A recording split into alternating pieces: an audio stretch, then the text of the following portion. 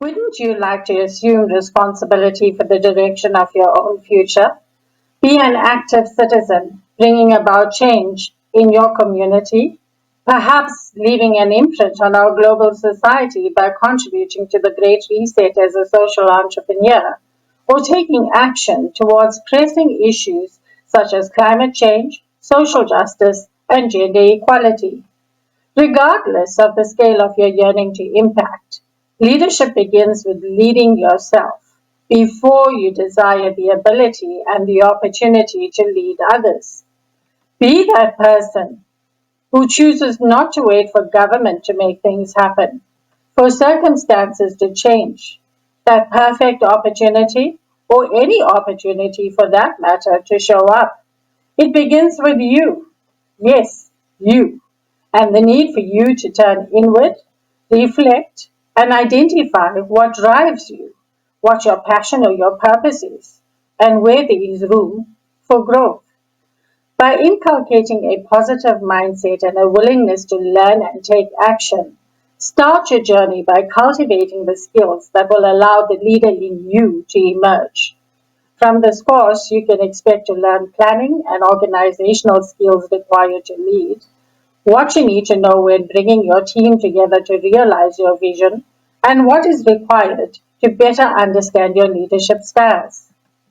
I'm Vino Pillay, having spent more than a decade pursuing different avenues to impact on the not for profit sector.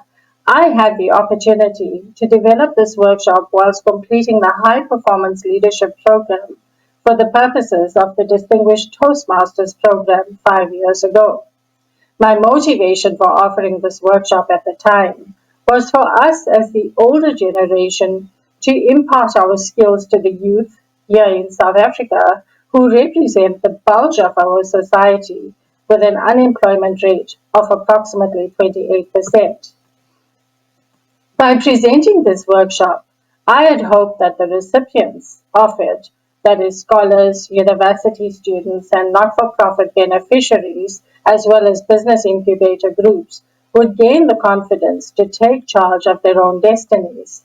Now, as a part of World Speech Day South Africa's commitment to cultivating skills that empower youth to use their voices as instruments for change, I, like my colleagues who are presenting courses for the World Speech Day Future Ready workshops, feel passionate about impacting on as many youth as possible with what we have to offer, both here in South Africa and beyond. It is for this reason that I'm here before you today, hoping that our World Speech Day Future Ready program will impact on you too. Do join me for the Young Leaders Unlimited Leadership Excellence course and allow me to help you gain a basic insight into what it takes to bring out the leader within you.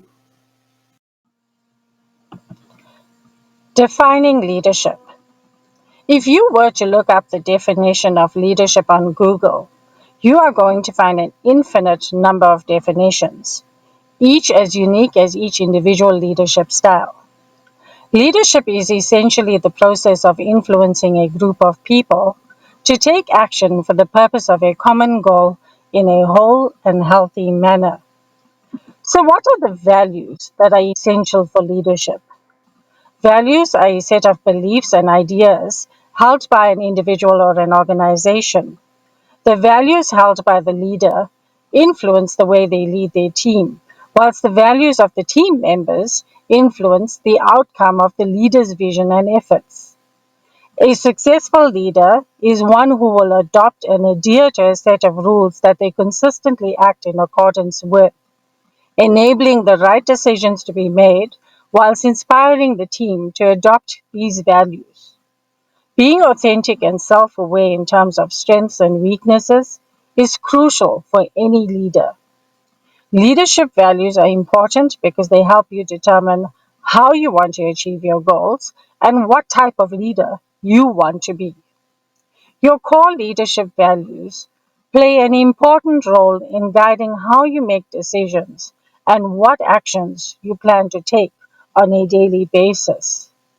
So, a successful leader must have a clearly defined vision, must be knowledgeable and proactive, must understand the desired outcomes of a project, must be decisive, and must practice the values being promoted.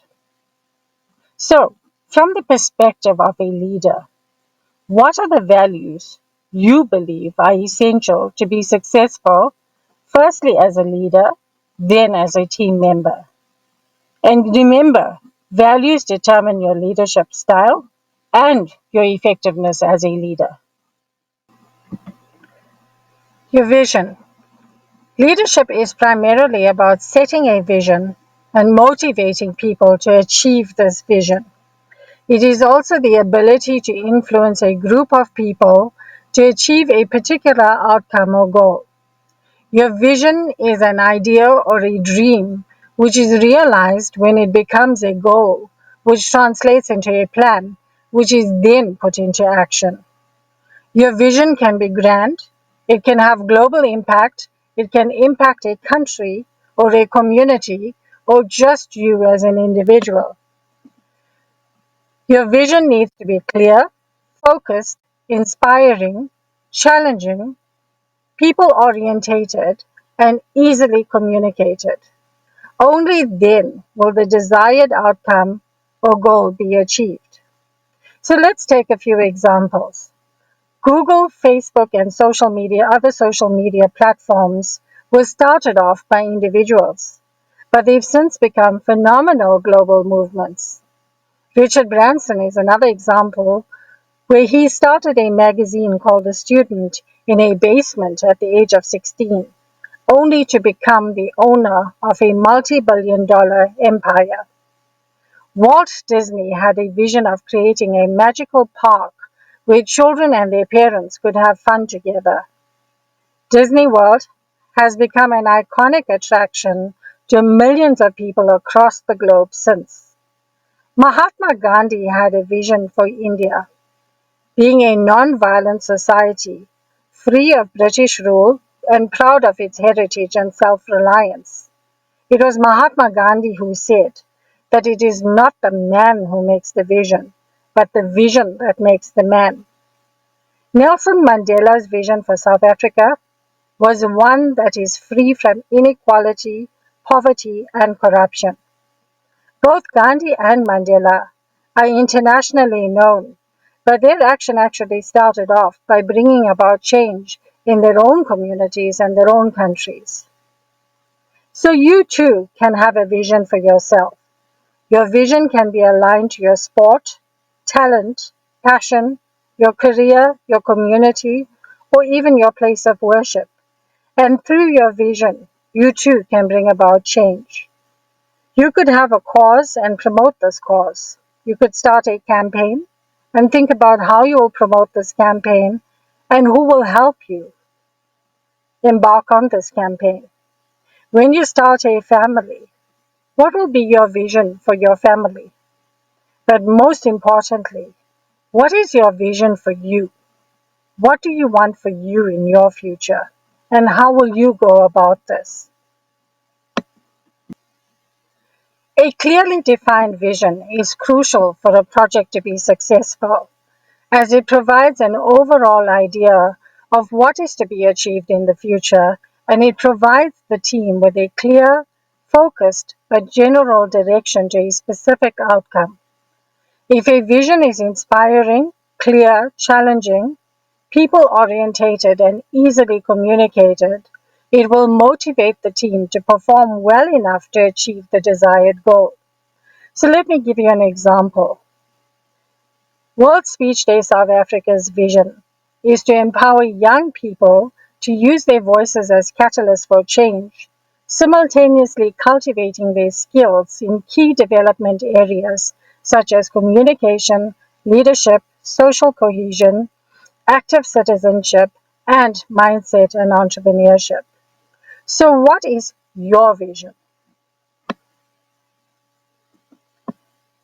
Your mission. Your mission explains how your vision will be achieved. It should state why the project is being undertaken, by whom it is to be carried out, for whom it's being done, and how it will happen. It should further state what daily activities will take place, what's its distinctive competitive advantage, how resources will be allocated, and how many team members are needed. So, for instance, your vision might be to live in a neighborhood that is crime free and free of drug related problems. You realize that this problem must be addressed by focusing on youth in your community. Your project is to set up a community initiative where members share skills with youth in the community in an effort to encourage them to engage in activity that will produce positive results. Your initiative is being done for the youth. It's being undertaken by the senior members in your community who make up your team. And what is being done is that those senior members will transfer skills that they have to the young people in the community who are seeking those particular skills. So, The Abundant Community is a book written by John McKnight and Peter Block and has a case study that explores this very idea, where more senior members in the community share skills with the youth in the community. For example, a retired teacher offered music lessons to the youth, and in doing so, they were able to create a whole band. A welder taught his trade to the young boys in his community, and a retired policeman set up a community watch comprising of the teenage boys in the neighborhood. These are the boys who would have previously would have contributed to the crime that took place in the neighborhood. This exercise was believed to have yielded exceptional results in curbing crime committed by youth, and by forging a brighter future for the youth, who in turn shared skills such as their technological capabilities with the more technologically challenged older generation. And what gave this whole initiative its competitive advantage is that it was unique in that it was not dependent on support from the government or any other external forces, but instead the changes that came about in the community were the result of the initiative of the community members themselves. So another example is that of World Speech Day South Africa. As I've indicated, our vision is to empower young people to use their voices as instruments for change. And the way we go about doing this is that WSD events are planned and promoted for young people to engage in public speaking, debating, online dialogue, and through connecting and collaborating with youth throughout the world. This is made possible by a team of dedicated staff, board members, volunteers, and partners who drive the various activities and events that make this possible. This is a unique concept and it encourages the use of minimal resources to make it possible for youth to. So refer to page 1 of the Young Leaders Unlimited workbook and work on an idea that you wish to realize and follow these steps. Outline how you will realize your idea. Think about the purpose of your undertaking, who you will be doing it for, who will comprise your team, and what resources you will need. Goals and action plan. A goal is a simplified objective a leader or his team must achieve. A plan, on the other hand, is a blueprint for achieving these goals. Goals must be SMART in that they must be specific, measurable, achievable, relevant, and time-bound. So using World Speech Day as an example of an event that must be planned and executed, let's ask ourselves the following questions. With regard to being specific, you need to ask, what is this being done for? Why is it being done? Be clear about what must happen, who will be involved, and what constraints you could be faced with. So, what is this being done for? World Speech Day is an annual global event that celebrates the power of speech through live events around the world. Why is this being done? to empower unexpected voices by giving them a platform to share their ideas for a better world. Being clear about what must happen. Speech presentations that are made in schools, halls, cafes, universities, or just about anywhere must be video recorded and submitted to World Speech Day to upload on all World Speech Day platforms. Who will be involved? A team that will plan and coordinate the event, if necessary, to hire a venue, to arrange catering, to invite speakers and guest speakers, promote the event, and take care of the program and other technical details. So, what constraints will you be faced with? We find that depending on which day the 15th of March falls, some countries may be restricted by certain regional specific factors that may prohibit them from hosting the event on that day and therefore need to consider alternatives. Some examples of these constraints could be that school terms vary in different countries. So you obviously have to have the event during school terms and not during the holidays. Of course, during the year 2020, we've seen how COVID-19 has impacted on how we approach the hosting of events, not just for WSD, but for all other events as well. So the next thing we need to look at is, are your goals measurable? How will you track your progress? How will you know if you have achieved your goals successfully? So for World Speech Day, if the event is executed and we have speakers who have presented their speeches, and if these speeches have been video recorded for us to upload on World Speech Day platforms, then that is an indicator of our event being successful. What makes it achievable? While goals need to be challenging for you to experience growth, you also need to have the necessary knowledge, skills, ability, and resources to achieve the goals. In the case of WSD, this is easily achievable as we encourage events to be planned and executed in the most cost effective manner possible. As long as we have willing speakers and the necessary tools to record, which could be even just a cell phone, then the event becomes quite doable. So, is the goal relevant to your overall goals and does it fit in with your medium and long term plans? If you are a school teacher seeking an opportunity for your students to participate on a global platform, or if you belong to any other community organization, whether it's a not for profit organization, a social organization, corporate, government, or parastatal, with an interest in public speaking, debating, online dialogue, and connecting globally, then WSD will be relevant to you. For it to be time bound, it must have a time frame for achievement. Giving yourself a time limit is one way to apply the necessary pressure you need to work at accomplishing your goal. Since 2016, for World Speech Day, my planning for the World Speech Day South Africa event usually begins in November and it picks up in pace by January. But aiming for the 15th of March is a sure way to meet a deadline. Some tips to consider for goal setting.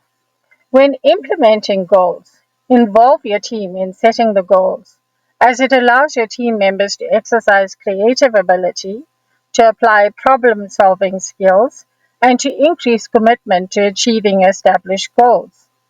Writing down goals makes them easier to remember and to track progress. Consider the obstacles and the problems that could arise and how they must be overcome while ongoing review of progress would help identify reasons for slowing down and then considering what action needs to be taken. So let's move on to planning.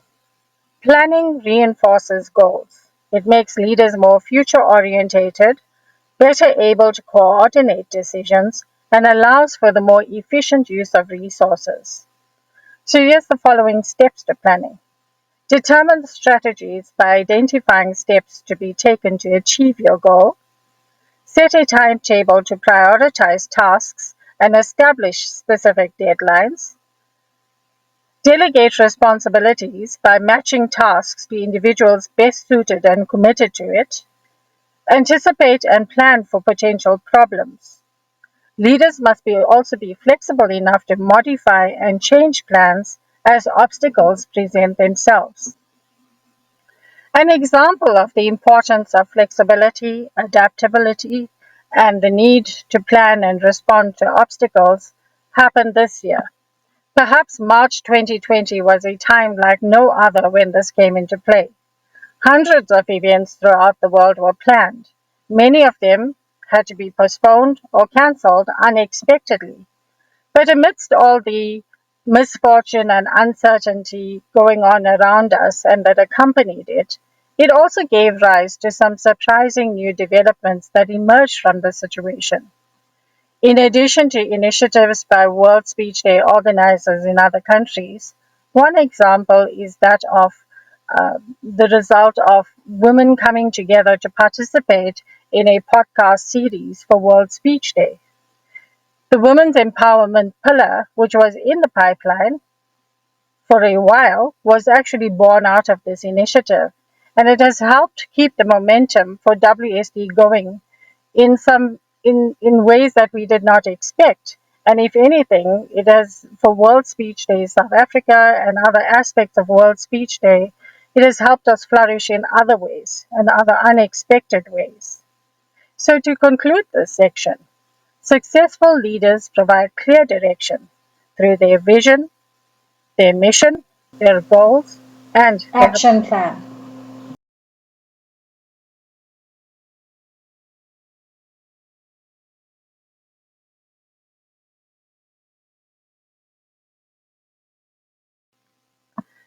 Selecting your team.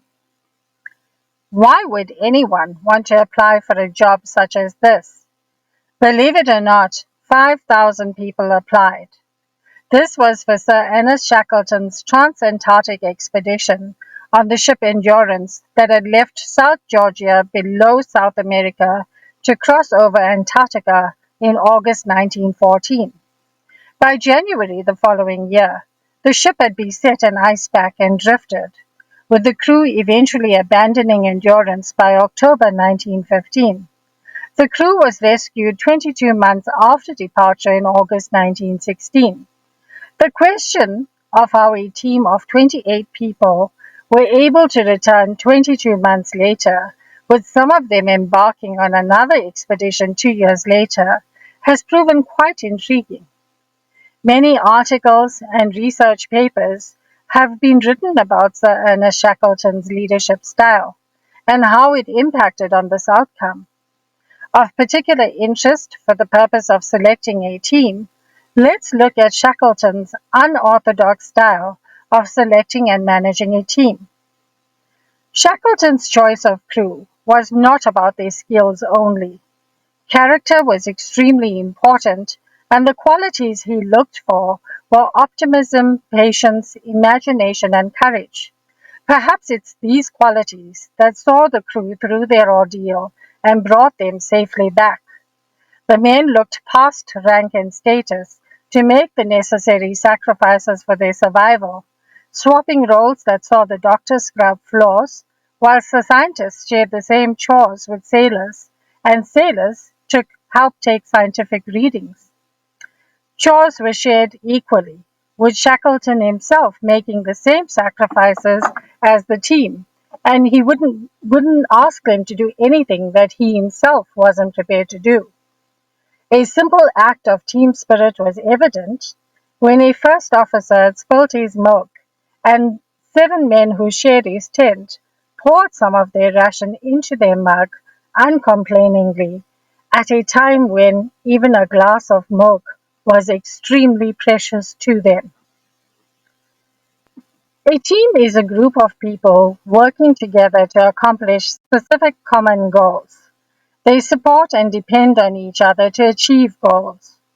Teamwork allows for a variety of knowledge and skills to be shared, allowing for more creativity and productivity. Teams benefit organizations by improving the quality of work life, increasing productivity, reducing costs, and enhancing the quality of the product or service whilst improving the quality of the organization. So, how would you organize your team? You need to select team members who are competent, reliable, motivated, can collaborate, are enthusiastic, and willing to work. It is your responsibility to review goals with the team, apply rules and procedures, develop a realistic plan of action that will ensure that they meet their goals, assign and ensure that roles and responsibilities are easily understood by team members, and allow the team to set their own specific goals while you decide how you will monitor the team's performance and standards. You need to build team trust through communication, listening, promoting equality, and commitment. Teams must be trained in problem solving, conducting meetings, organizing, project management, communication, and conflict resolution.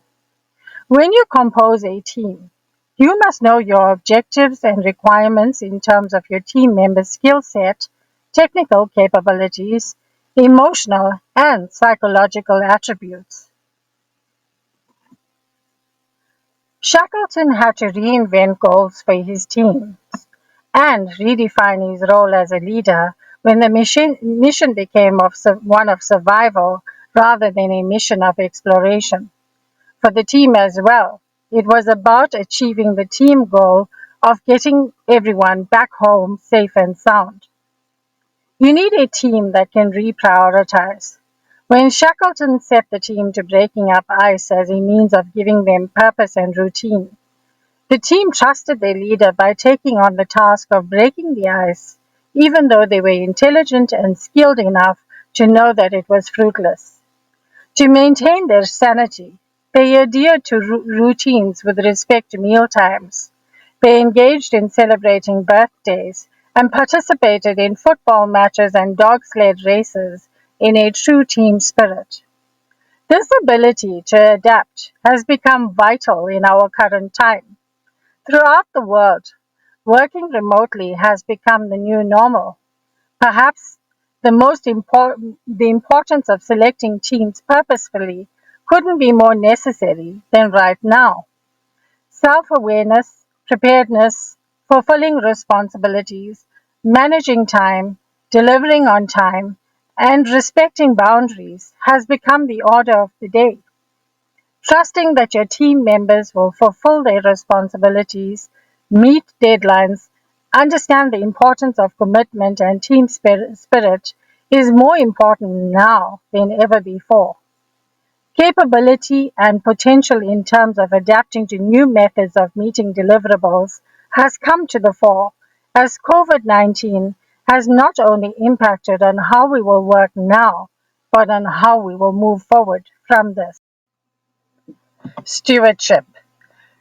Did you know that goats are the oldest domesticated animals in the world? They have been herded for the last 10,000 years in places like Iran, Turkey, and Jerusalem. Goats, unlike sheep, are considered to be more human in their independence and curiosity. A while back, a group of about 14 leaders were on a course in the foothills of Jerusalem, and one of their assignments included moving a herd of goats from one grazing area to another 100 meters away. They had no idea how difficult this was going to be. They tried calling the goats, they tried clapping to motivate them, they tried calling them in different languages, they tried negotiating with the goats, dragging them, and eventually only succeeded in moving them just a little bit. Realizing that it was rather late in the day, the goat herd stepped in and said, "Come." Without hesitation, the goats trotted down the mountain, headed towards their destination, following the main roads but only improving with trails when it proved quicker and more efficient. Now, was he a herderer or was he a magician? How did he do this? And this is what he explained to the group when they asked him these questions. He said, when he first became their goat herd, he spent time getting comfortable with the goats, feeding them, getting to know them, allowing the goats to become familiar with him. And rather than leading from the front, he chose to lead from the middle. And in this way, he earned the trust of the goats. So, as a leader, how do you earn the trust of your team? And how do you influence them and inspire them to move towards a common mission? What is the definition of stewardship? Stewardship is the careful and responsible management of something entrusted to one's care. In this case, as a leader, it is your team. In a sense, it is similar to that of herding, which is creating an environment where a bunch of independent, willful animals are led in a common direction to one particular destination. The leadership function of herding is getting all the animals to move in sync to fulfill a mission. The stewardship function of herding is caring for the herd so that all the animals of it arrive at their destination whole and healthy. Good stewardship includes effective communication, conflict resolution, coaching, delegation, team building, motivation, and feedback. Collaboration is the result of team building, delegation, coaching, and a service leadership attitude. They motivate by providing feedback, support, and recognition. Communication. Open communication between team leader and members and amongst members results in a high morale, pride, willingness to take risks, willingness to change, efficiency in resolving disputes, and so on. Regular meetings and social engagements will foster interaction and bonding, which will in turn facilitate better communication. Better communication leaves people feeling more motivated, better understood, and allows for a better flow and sharing of ideas. Conflict resolution.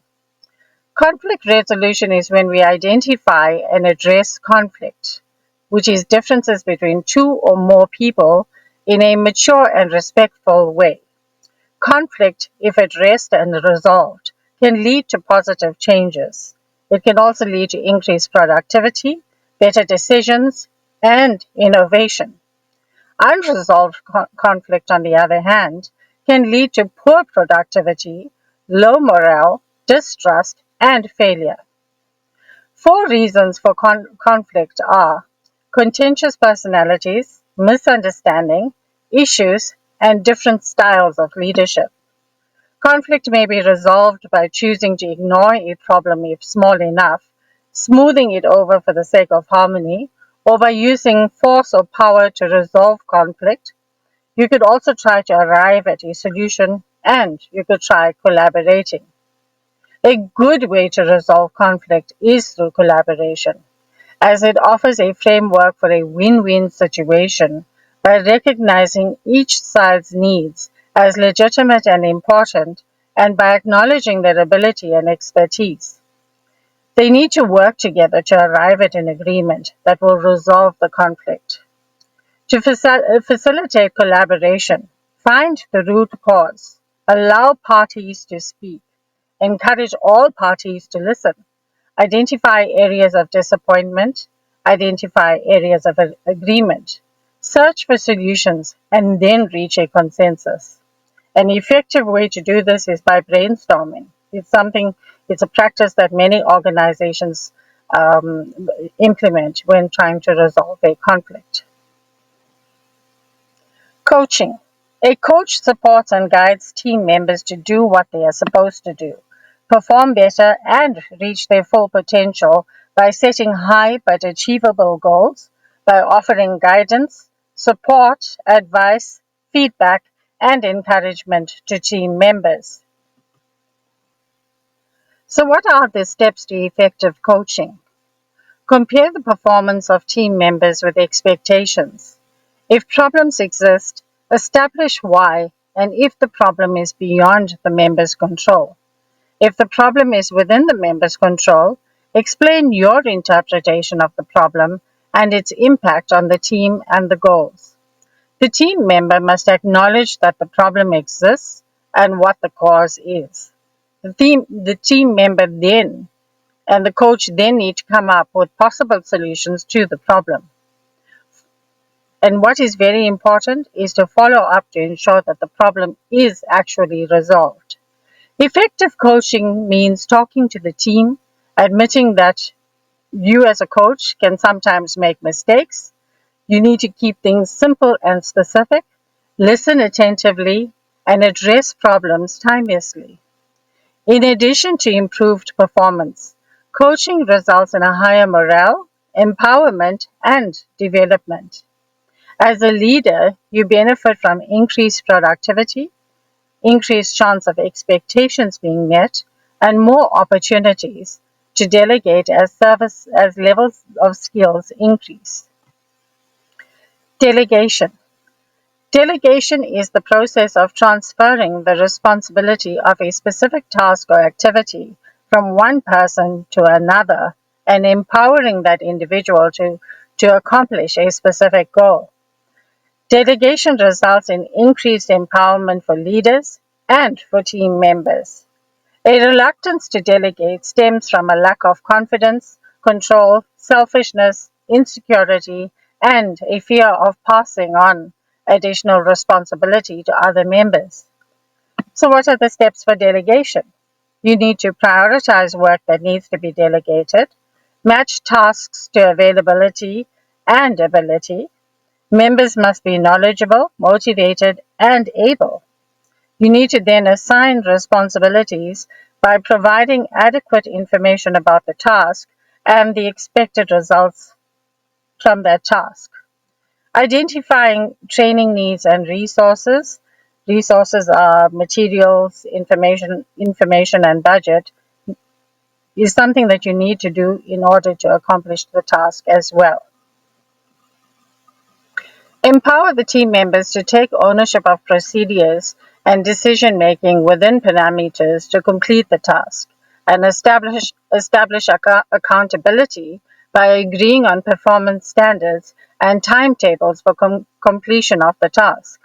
Follow up and feedback is essential and is necessary. It is necessary to monitor progress and ensure that success is achieved.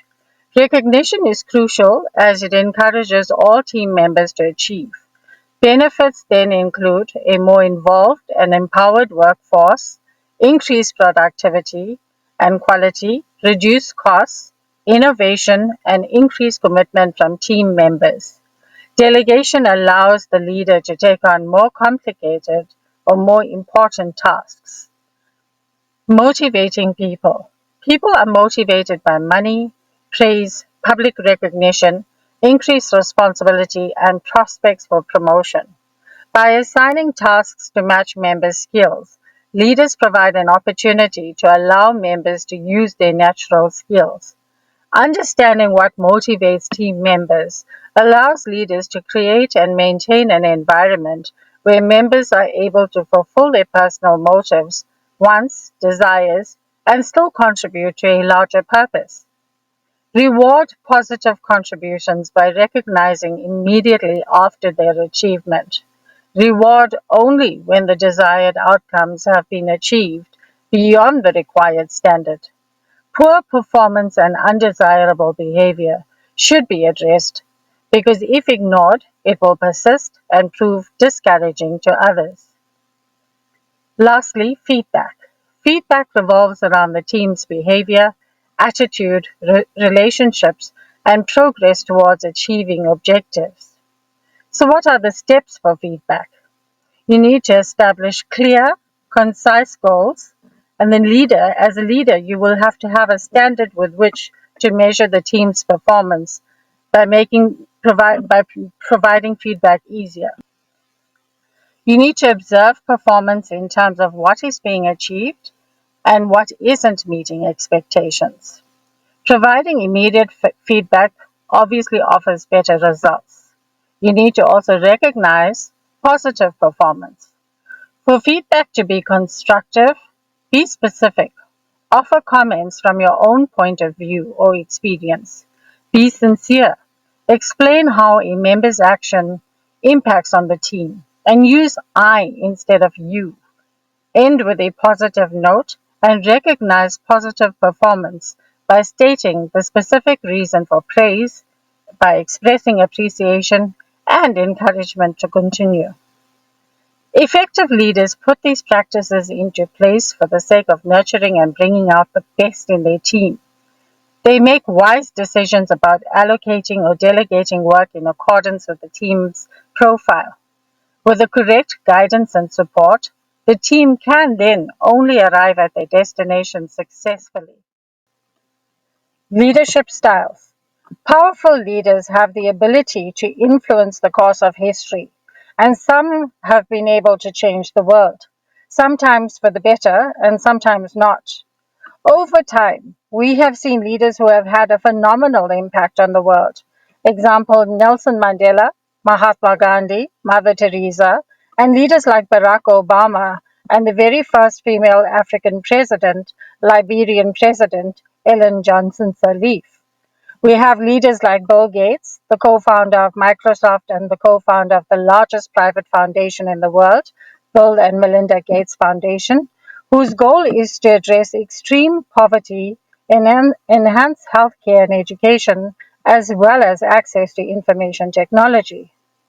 More recently, we have seen the likes of Greta Thunberg, Swedish environmental activist who is internationally recognized for her role in lobbying the youth movement against the climate crisis. And what about Malala Yousafzai, who began campaigning for equal access to education for girls in Pakistan at the very young age of 11? Mark Zuckerberg created Facebook at the age of 19 and was one of the youngest billionaires in the world. New Zealand's Prime Minister Jacinda Ardern is the country's most popular leader in 100 years, having displayed exceptional leadership, particularly during COVID-19. Oprah is one of the most powerful and influential women in the world, someone who affects change in a positive way and inspires others at the same time. In a Forbes magazine, she was described as being known to rely on a leadership philosophy that prioritizes people, vision, and values.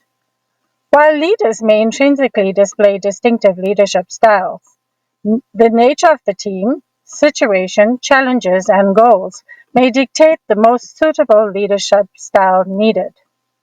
The following are some leadership styles, with some leaders adopting more than one particular leadership style at a time. Autocratic or authoritarian. Examples of this is President Donald Trump, Martha Stewart, and Adolf Hitler.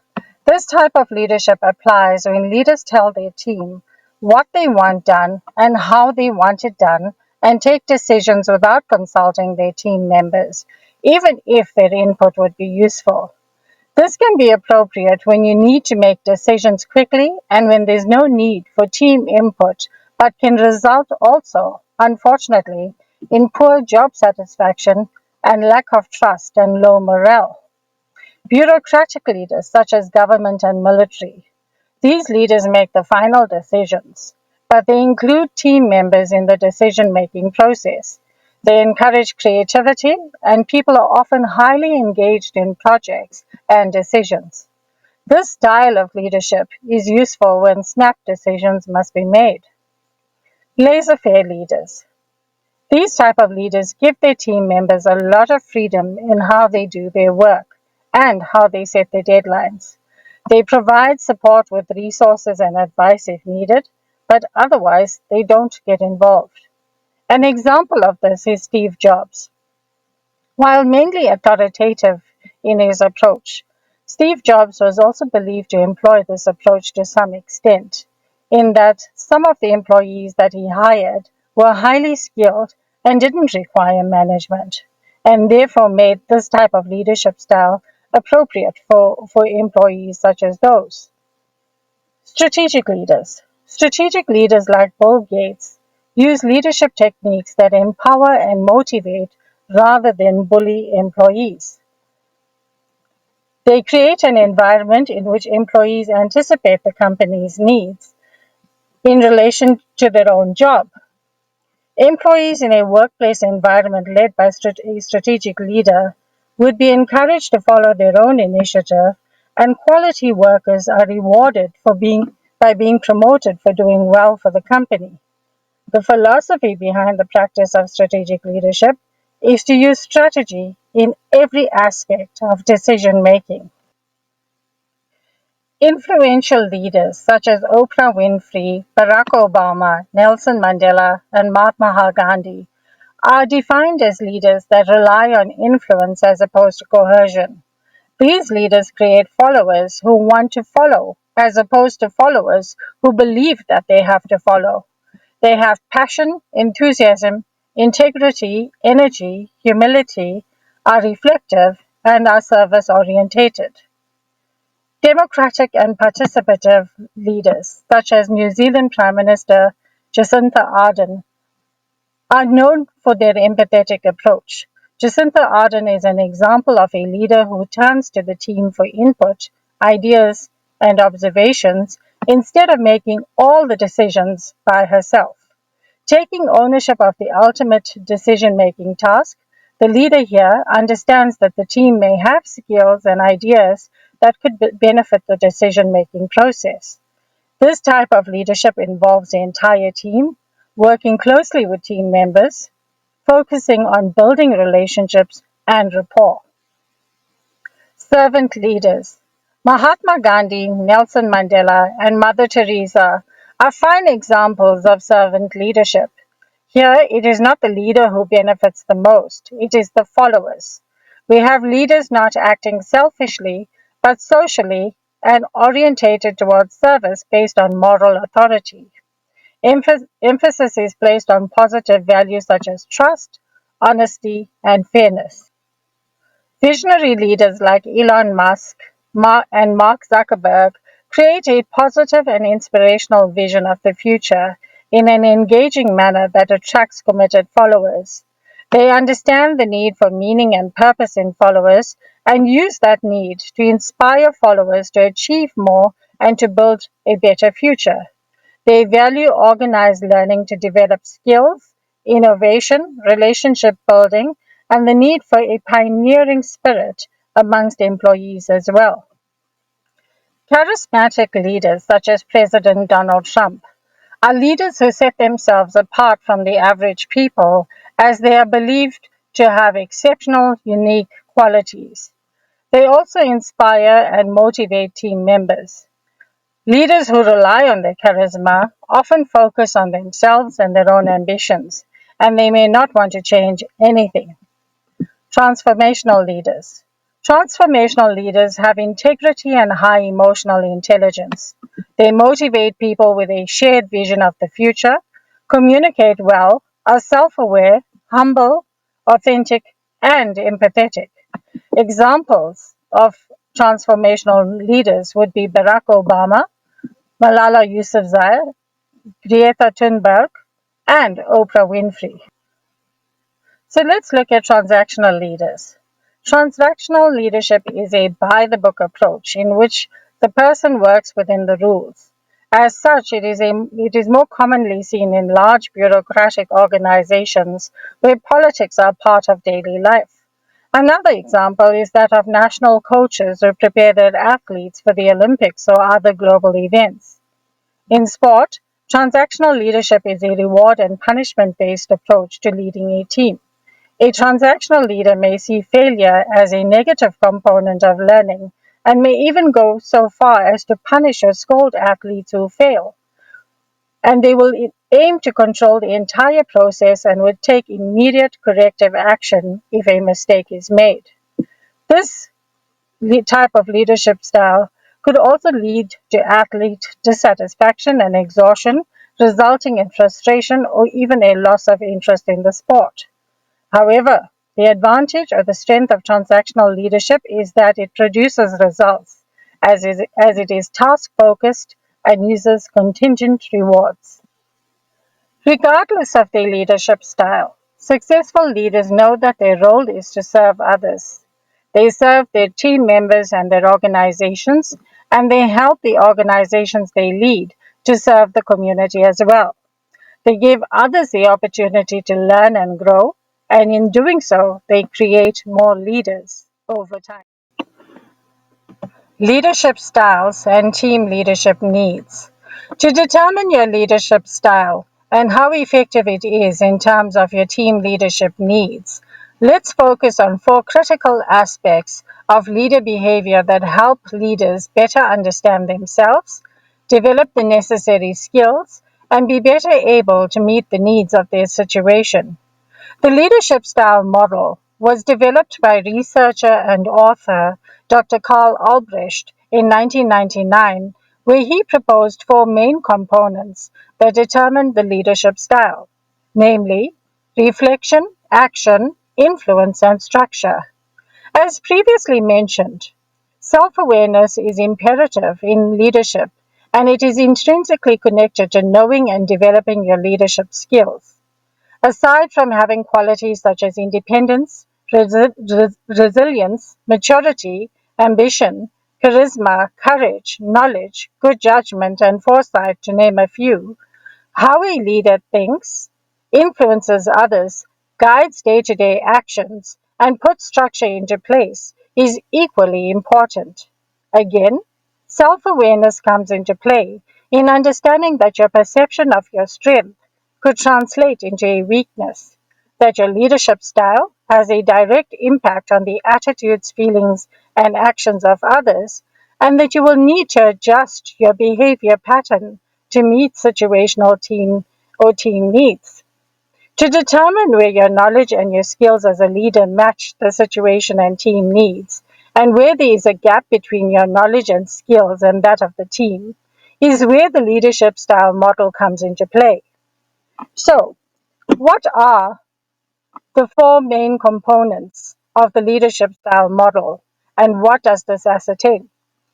Reflection speaks to how the leader evaluates situations and challenges being faced, how the leader clarifies the vision and mission, sets the direction, establishes priorities, and makes plans and shares information.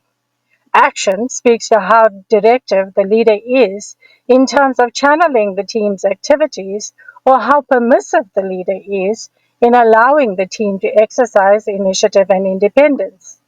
Influence speaks to how well the team leader uses methods of persuasion, role modeling, idea selling, engagement, instead of simply issuing orders to solicit team member talents and to mobilize their skills, experience, perspectives, and passion. Structure speaks to how leaders create structures for assigning responsibilities, in addition to communicating, sharing information, planning, managing resources, and resolving disagreements. The degree of structure needed is dependent on the size of the team as well as that of the organization. So let's go to the exercises on page 3 to 5 of the Young Leaders Unlimited workbook. Here is where you will first ascertain your leadership style by scoring yourself on the components of reflection, action, influence, and structure, which you will find on the left, and then scoring your team in terms of their needs, what their needs are in terms of team leadership, which you will find on the right. Allocate a score from 1 to 5 in each of the shaded blocks for each of the descriptors that best describes you or your team in the grid below, and then add up your aggregate score. For example, if you rated yourself 2 for each of the reflective items in the left grid, which is where you are determining your leadership style, then your aggregate score is 2 plus 2 plus 2 plus 2 plus 2, which will give you 10. Your total score for reflection then will be your aggregate score, which is 10, take away 5, multiplied by 5, which will give you 25. Follow these steps to determine your leadership style, and then plot each of your final scores on the corresponding axis of the leadership style profile and team leadership needs chart on page 5 of the Young Leaders Unlimited workbook in the form of a dot using one color. Then connect the 4 dots with 4 straight lines to form a geometric figure. The result should look something like this. And this should give you an idea of what the first part of the exercise should look like, where you are determining your leadership style. Then, using the same process, complete the assessment of your team leadership needs on the right grid by responding to the statements under your team needs in terms of reflection, action, influence, and structure. Work out a total score for each attribute as you had done in the first exercise, and using a different color, plot your total scores on the corresponding axis of team leadership needs, this time using an X, and connect the X's with 4 straight lines to form another geometric figure. And the result should look like this, where you complete the second part of the exercise in trying to ascertain your team needs in terms of your leadership style. So the first exercise should reveal your leadership style to you and how it features in your engagement with your team. Is it a strength or a weakness, or could it become a weakness? When the leader displays dominant preferences for certain attributes, or when any of the 4 attributes overlap, the, the leader will display the following distinctive leadership styles. The intellectual leader, who focuses heavily on reflection and therefore is good at providing technical expertise and intellectual guidance, is also not keen on focusing on team spirit and sharing of information. This could lead to dysfunction, disagreement, and a lack of direction. The fix-it leader focuses heavily on action and decides what needs to be done and issues orders to the team. They are more authoritative and don't promote action between team members. These approaches deny the team of an overall sense of a common purpose. The bulldozer leader focuses predominantly on influence. They tend to be more egocentric but have the skill to get the team to cooperate, which could work out very well if this leader has the necessary intellectual or technical skills to turn ideas into action. The bureaucratic leader is overbalanced in terms of structure. Being preoccupied with rules, regulations, procedures, and policies, this leader exercises formal authority over personal influence and overall mission. So leaders may also display some of the following patterns, which is a combination of descriptors. The reflection influence pattern. Here, leaders who score highly in reflection and influence are ideal leaders who enjoy engaging with the team to share ideas, obtain feedback, and get buy-in.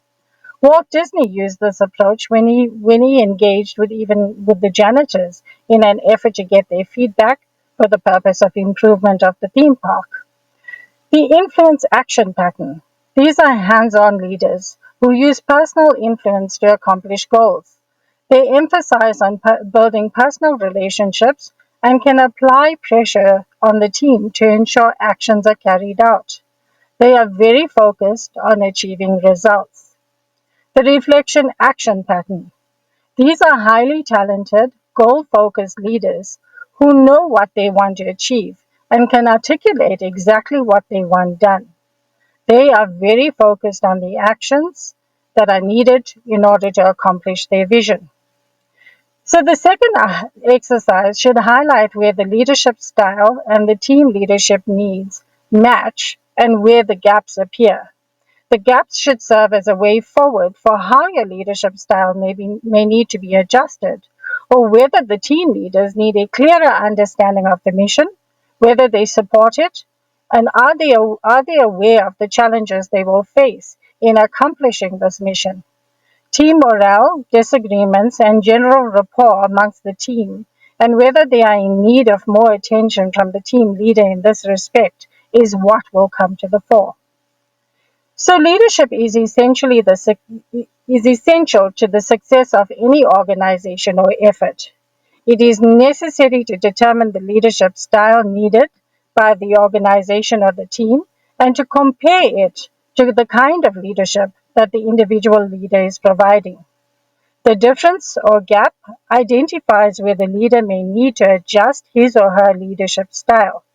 The smaller the gap, the higher the likelihood of success without the leader having to make many changes. The larger the gap, the stronger the likelihood of failure if the leader doesn't respond with the necessary adjustments. Realizing your vision. Unlocking your true potential as a leader is intrinsically connected with understanding your purpose in life and what gives you drive. Only then can you realize your vision, unlock your potential as a leader, and feel fulfillment in what you do. Ikigai is a concept that emerged out of Okinawa, Japan. It means your reason for being, your sense of purpose, or why you get out of bed in the morning. To arrive at your Ikigai, you need to ask yourself the following questions. What do I love to do? What am I good at? What does the world need? And what I can get paid to do. So there are four quadrants in Ikigai: mission, passion, vocation, and profession. Your mission is defined when what you love and what the world needs overlaps. Your passion is defined when what you love to do and what you do well is combined. Your vocation is defined when you do what is needed and you get paid for it.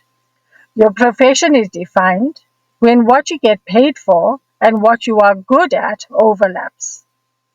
Finding your ikigai is where what you love meets what you are good at, meets what you can be valued and paid for, meets that which the world needs. As you can see from the diagram, a combination of some of the elements will offer you some satisfaction, but could leave you feeling deficit in other ways. So let's just say public speaking is what you are good at, and becoming a motivational speaker is your passion.